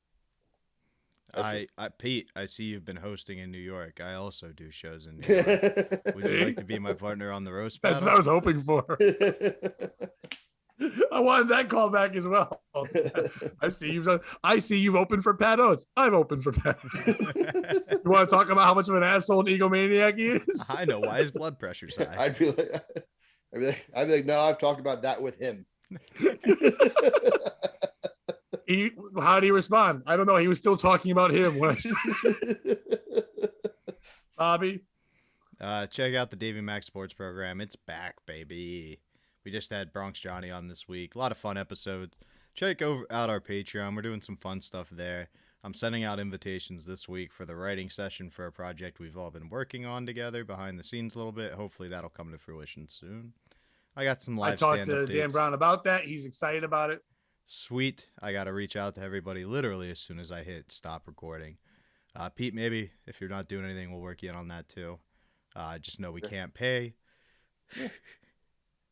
And Pat? And Dave Hintz is excited because he can't wait to finally be allowed to do his retard voice for like real. Yeah, he's excited. He's excited. Hello. That's what he's saying to people. But yeah, he very Mrs. Doubtfire. I like how that retarded guy just probably watches a lot of Mrs. Doubtfire. Pretty much. But Yeah, follow us. Subscribe to us on YouTube. Get on the Patreon. So $3 a month, you get bonus episodes. This one will be on everywhere because it was a fun one and because Pete's on it. And whenever Frank's here, we just shove him on the Patreon because that's where he belongs. So that way it'll be a weird memoriam. We just break out all of those when he's dead. But I'll probably die first. Yeah, if you want to fucking reach out to me before I die, do it soon. But yeah, and send me money or tell me how to sell a kidney because the one I have is fucking supposedly awesome. So you can have it for as little as you want. Bobby. If you can't join them, beat them, and don't be a piece of shit.